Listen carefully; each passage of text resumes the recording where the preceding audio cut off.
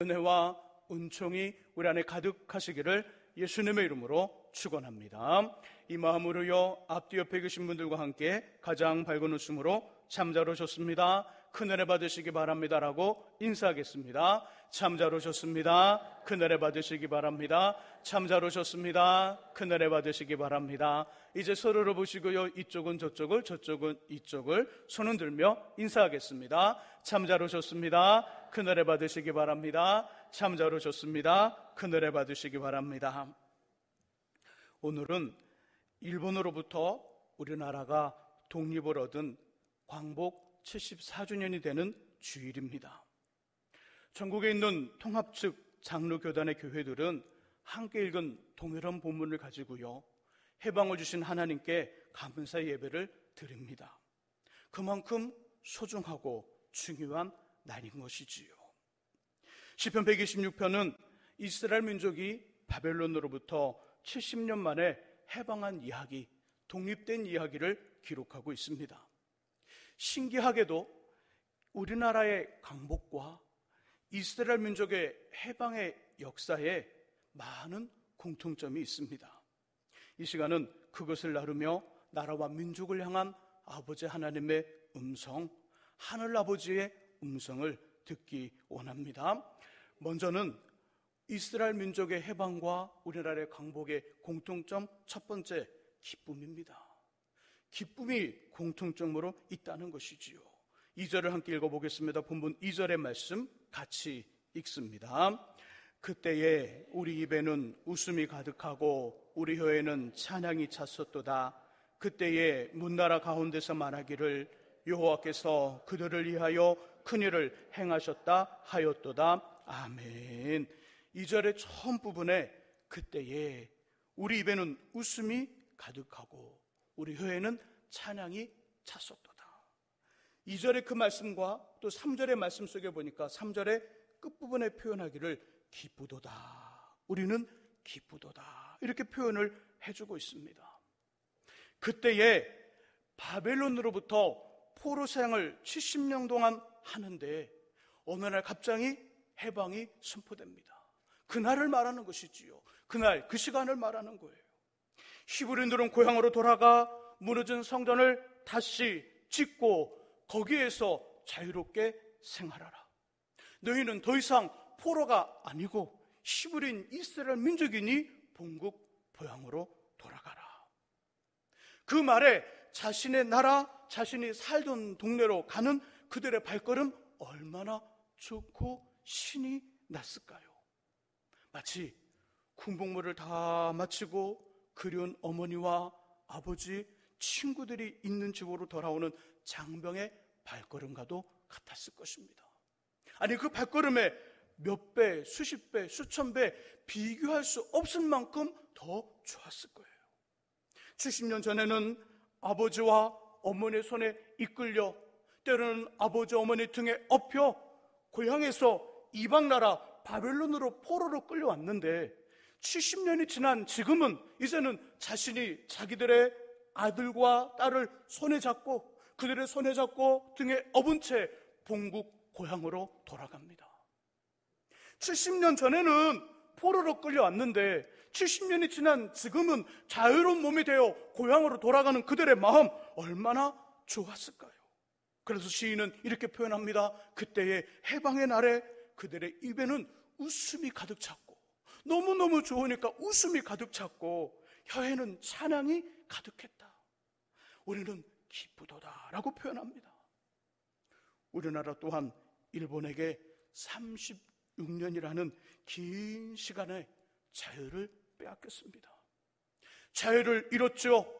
대한민국 사람으로 태어났으나 대한민국의 사람이 아니라, 조선의 사람이 아니라 조선의 사람이지만 일본의 사람으로 36년간을 살았습니다. 자유를 빼앗겼어요. 주권을 빼앗겼어요. 나라를 잃어버렸어요. 고향을 잃어버렸습니다. 그리고 해방을 얻었어요. 얼마나 감격스럽고 좋은 일인가요?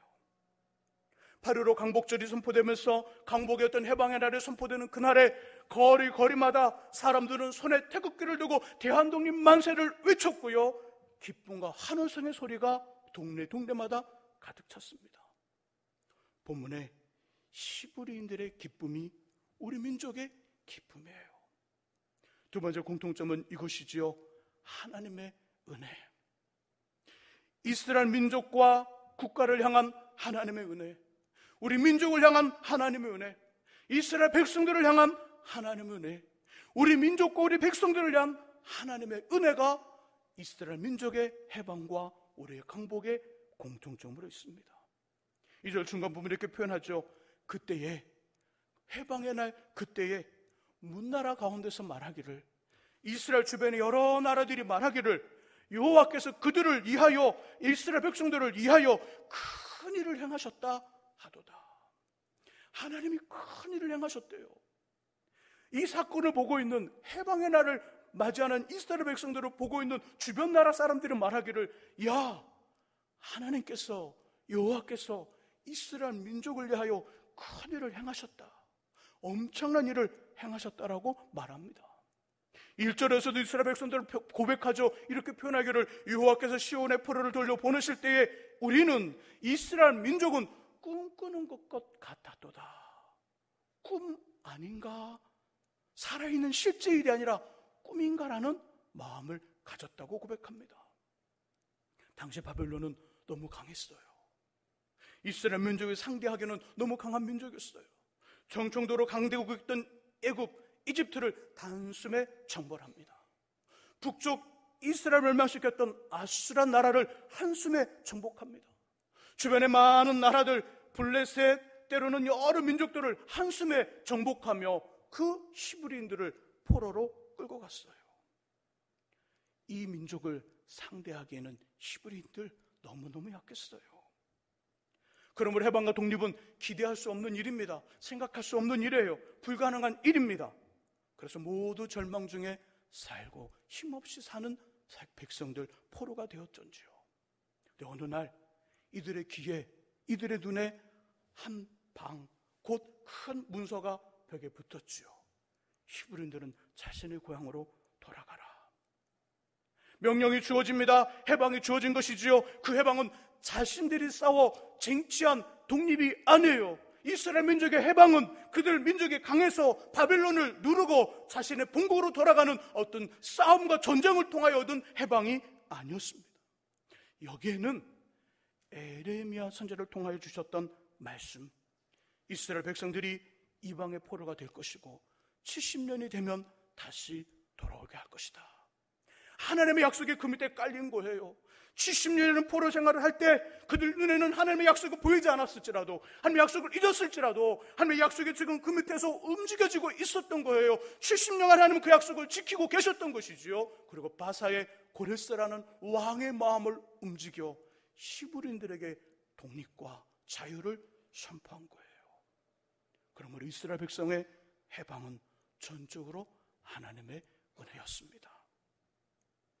우리나라도 마찬가지지요. 우리의 주권과 나라를 빼앗아간 36년간의 일본, 그 당시 일본은 세계 최강이었습니다. 하와이에 진두만의 전투기를 보내요. 하와이에 진두만의 전투기를 보내서 미국을 공격합니다. 세계 역사에 한 번도 있을 수 없는 일을 일본이 했어요. 미국 본토를 공격했어요. 수많은 미국 군사를 죽였어요. 수많은 미국의 배들과 폭격기, 비행기를 다 깨트렸어요. 유일한 나라, 일본이 그 일을 했어요. 그 당시 일본 대동아 전쟁을 선포합니다. 일본 한 나라가 미국, 영국, 중화민국, 지금은 중국이지요.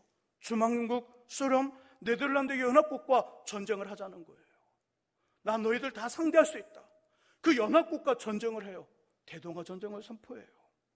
중국, 러시아, 아시아의 어떤 나라도 일본을 저주할 수가 없어요. 일본과 싸우는 모든 아시아 나라들이 백전백패예요. 그때 우리나라 상황은 어떠했을까요? 문호를 개방해야 됩니다. 해면 하지 않아야 됩니다. 서로가 싸우고 있어요. 더 높은 자리, 더 큰 힘을 가지고자 이 사람 저 사람 힘을 모아 서로 분파하고 싸우고 있었어요. 시식무기 하나도 없습니다.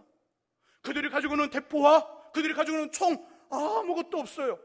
그들을 맞이하고 방어할 수 있는 힘이 전혀 없었어요. 그런데 어느 날 갑자기 일본 천황이 황복 성명서를 낭독합니다.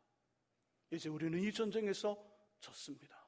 그리고 우리가 모든 식민지로 있었던 나라들은 자유와 해방입니다. 우리 이 전쟁에서 졌습니다. 항복 성명서와 함께 해방이 이루어졌어요. 이때의 일을 그 당시 사회운동가이며 역사가인 함석헌 씨는 이렇게 표현합니다. 조선의 해방은, 이 민족의 해방은 하늘이 준 선물이다. 대한민국의 해방은 하나님이 주신 선물이라고 말했다는 거예요. 오늘 본문 1절과 동일한 이야기지요. 여호와께서 시온의 포로를 돌려보내실 때에 우리는 꿈꾸는 것 같았도다. 우리나라의 강복은 히브리인들의 강복처럼 하나님의 전적인 은혜였음을 기억하시기를 주님의 이름으로 축복합니다. 공통점 세 번째는 아픔과 고통의 역사를 성장과 성숙의 역사로 승화시켰다는 거예요. 역사의 승화, 눈물의 역사, 고통의 역사, 아픔의 역사를 그대로 놔두지 않고 그 아픔의 역사를 품고 그 아픔의 역사를 승화시켜 성장과 성숙의 계기로 만들었다는 것이지요. 시편 137편 1절에서 3절 말씀을 찾아보겠습니다. 본문을 그대로 표시해 두시고요. 시편 137편 1절에서 3절 말씀 구약 903쪽에 있습니다.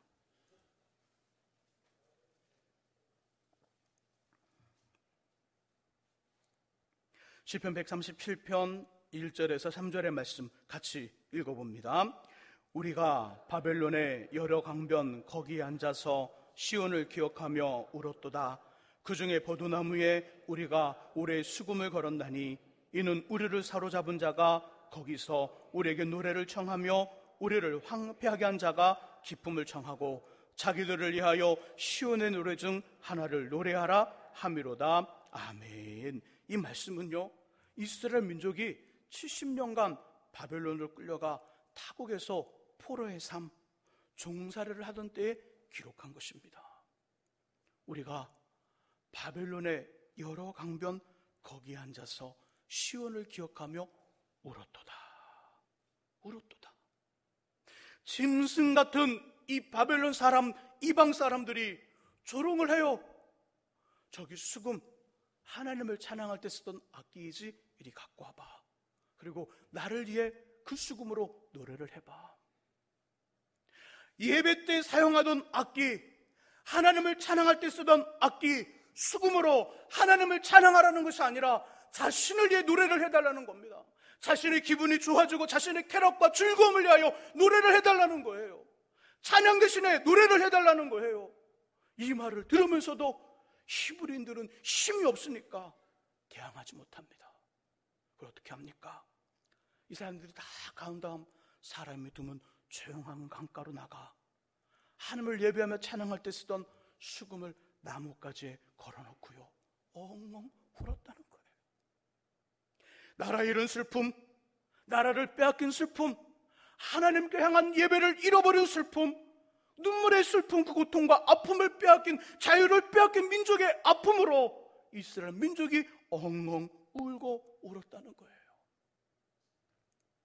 이 세상에서 가장 큰 고통과 아픔은 나라 잃은 아픔이에요. 나라 없는 슬픔이에요. 우리는 나라가 지금 든든히 있다 보니까 나라의 소중함을 몰라요. 국가가 얼마나 귀중한 줄 몰라요. 대한민국의 어떤 국민으로서의 나라의 보호를 받고 있다는 그 자체가 얼마나 귀한지 몰라요. 그것을 잃으면 알아요. 내게 있는 것, 잃는 그 순간에 그것이 얼마나 소중하고 중요한지 아는 것처럼 나라의 슬픔이 가장 큰 고통인 것이지요. 대한민국, 우리나라도 이런 역사를 가지고 있어요.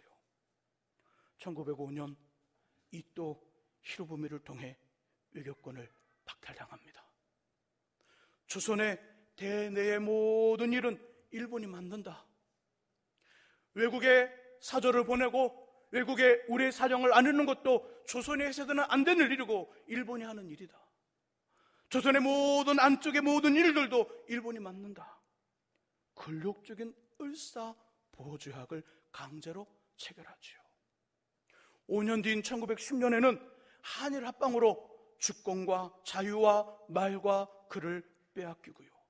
총을 들 수 있는 모든 남자들은 전쟁터로, 여자는 위안부로 끌려가 몸과 마음과 정신을 송두리째 유린당합니다.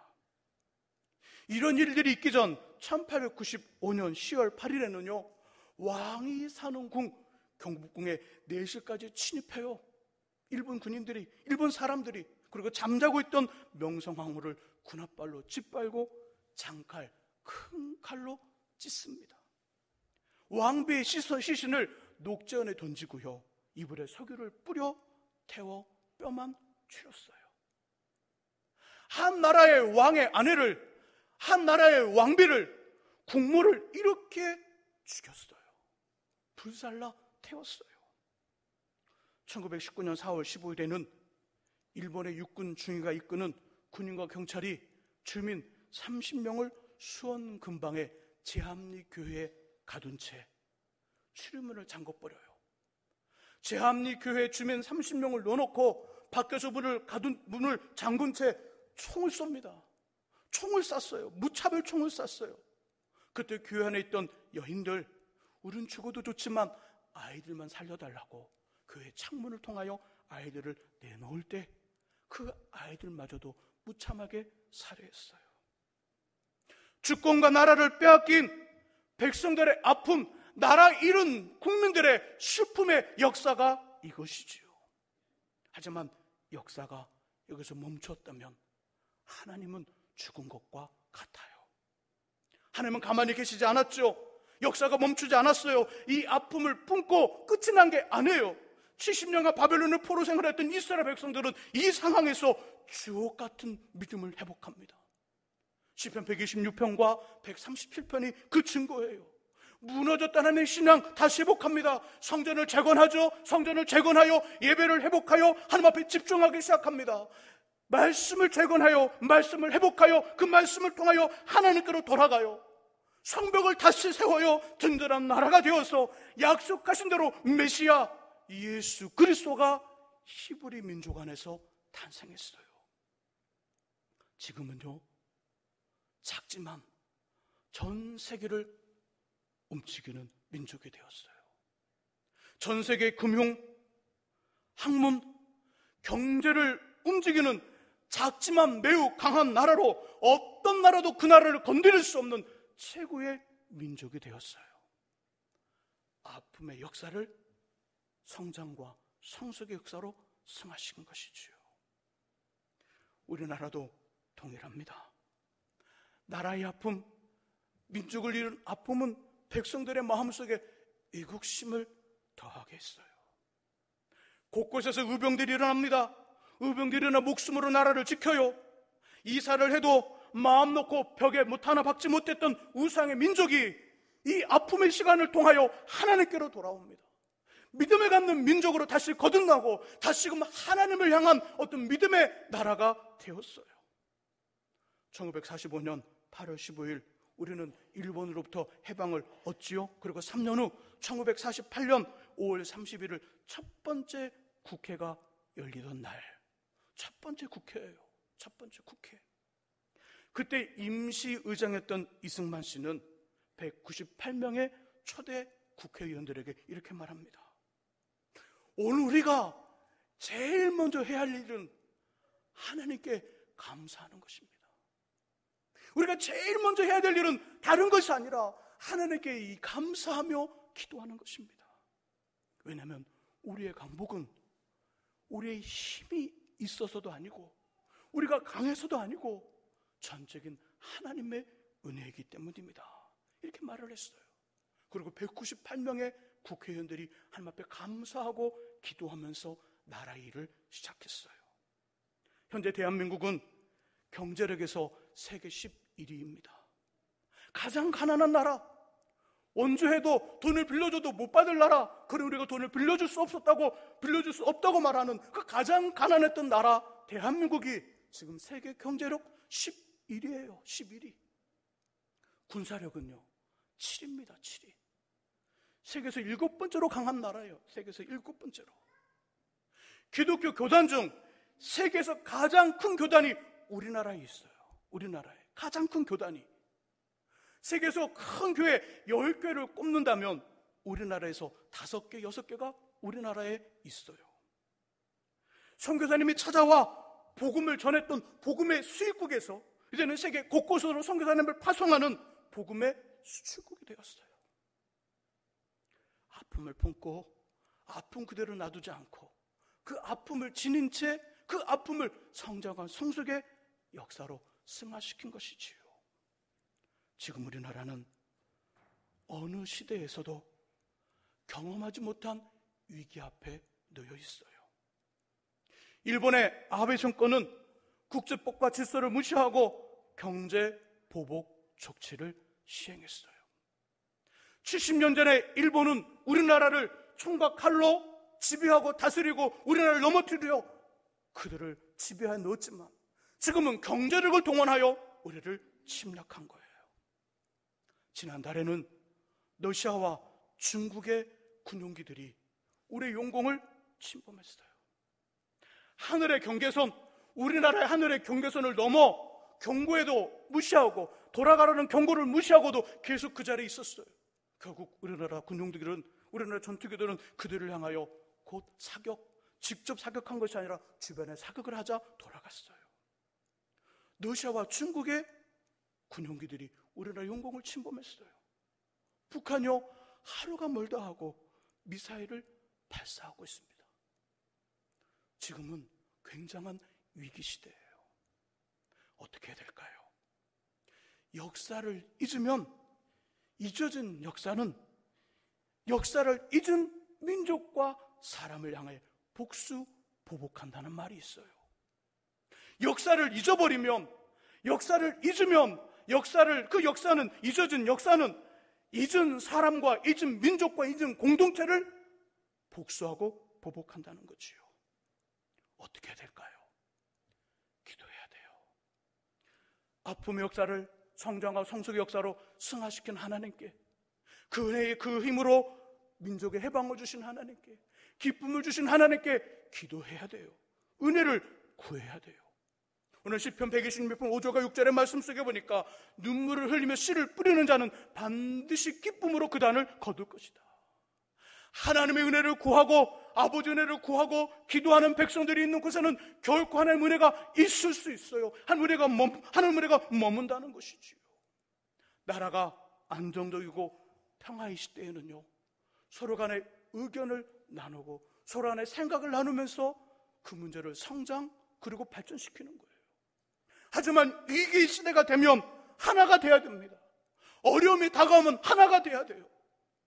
여야 하나 돼야 됩니다. 영남, 호남 하나 돼야 됩니다. 나라의 위기 앞에서는 분열과 분쟁이 필요 없어요. 구세대, 신세대 나눌 때가 아니에요. 진보, 보수 나눌 때가 아니에요. 하나 돼야 돼요. 나라의 위기 앞에 그 마음을 다 내려놓고 하나 되어 기도하고 은혜를 구하셔야 돼요. 반드시 하나님의 은혜가 그곳에 임하게 돼 있어요. 여기 하나 더, 원수를 사랑하는 마음으로 일본과 화해를 추구하고 일본의 복음화를 위해 기도하는 거예요. 그 말은 역사를 잊자는 말이 아니에요. 역사의 아픔을 품고 주의 마음으로 그들을 품으며 기도하고 평화의 그 나라를 이루어가자는 거지요. 동족상잔의 전쟁을 넘어서 평화롭게 이루어지는 통일을 위해 기도하고 마음 되어야 돼요. 이 일을 위해 우리 수고를 아끼지 않기를 주님의 이름으로 축복합니다. 이제 메일을 하나 소개하며 말씀을 정리하고 싶습니다. 이 메일은 일본에서 선교하고 있는 이구 선교사님의 메일이에요. 우리 주변 안쪽에 보면 우리가 또 돕고 후원하며 기도하는 선교지와 아이들이 있는데, 두 번째 보면 일본에 이구 선교사님이라는 분이 계셔요. 어제 그제 금요 기도하면서 금요 기도회에 예배를 또 정리하고 또 예배를 마치며 기도하고 있는데, 이 선교사님의 안부가 굉장히 고민스러웠어요. 왜요? 우리와 일본이 지금 대립하고 있잖아요.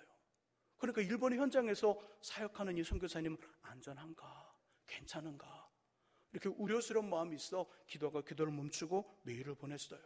선교사님 괜찮으신가요? 지금 한국과 일본이 매일 좀 아주 갈등하고 있는데 그 선교주는 어떤가요?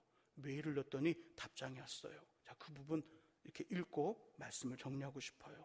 읽어봅니다. 할렐루야, 주님의 이름으로 감사와 사랑의 마음을 전합니다. 언제나 기도와 후원 감사드립니다. 그리고 특별히 마음 써주시고 걱정해 주셔서 감사합니다. 일본은 매스컴과 언론들을 제외하고는 비교적 차분합니다. 저희와 관련이 있는 분들은 오히려 한일 사태를 걱정하고 위로해 주는 분도 있습니다. 물론 교회 내에도 보수층들이 특히 나이 든 사람을 중심으로 교묘하게 한국을 폄하하는 경우도 있지만 저희가 알고 있는 분들은 대부분 친절하고 아무런 반응도 보이지 않기에 노력하십니다. 일본 국민성 자체가 대놓고 마음을 드러내는 스타일이 아니어서 속으로는 어떤지 모르겠지만 겉으로는 평온합니다. 더구나 저희가 있는 곳은 시골에 가까워서 도쿄 등지와는 다르게 큰 이슈는 없습니다. 도쿄에는 혐한 한국 사람들을 싫어하는 혐한 시위도 있고 오사카에서 한국말을 하는 일본 젊은 여성이 노인에게 욕을 먹는 일도 있다고 하던데 여기는 아직까지는 조용합니다. 오사카에서 학교를 다니는 둘째에게도 물어보면 학교에는 아무런 영향이 없다고 합니다. 하지만 일본은 집단주의 경향이 너무 강하기 때문에 개인으로 만난 일본인과 국가적, 사회적 집단으로 일본인은 사뭇 다릅니다. 특히 보수 성향이 젊은 세대에도 꽤 강하기에 전체적인 여론의 흐름과 언론의 부추김은 걱정이 됩니다. 일본에서 늘 느끼는 것이지만 좋아한다는 것과 친절하다는 것과 사랑이 얼마나 다른지 깨닫습니다. 속과 마음이 다르다는 거, 일본 사람들이. 일본의 영혼들을 예수님 마음으로 사랑할 수 있도록 기도해 주십시오. 감사합니다. 내년쯤 다시 한국에 들어가면 연락드리고 찾아뵙겠습니다. 건강하십시오. 선교사님 이런 편지를 보내오면서 우리 성도들의 걱정스러운 마음에 그 이야기를 해줬어요. 기도해달라는 이야기 잊지 마시기를 주의 이름으로 축복합니다. 더불어 바벨론의 70년 포로에서 해방을 주신 하나님, 36년의 일대 총치에서 강복을 주신 하나님과 함께 민족의 역사와 우리 개인의 역사를 멋지게 써 내려가시기를 예수님의 이름으로 축원합니다. 기도하겠습니다. 하나님 아버지,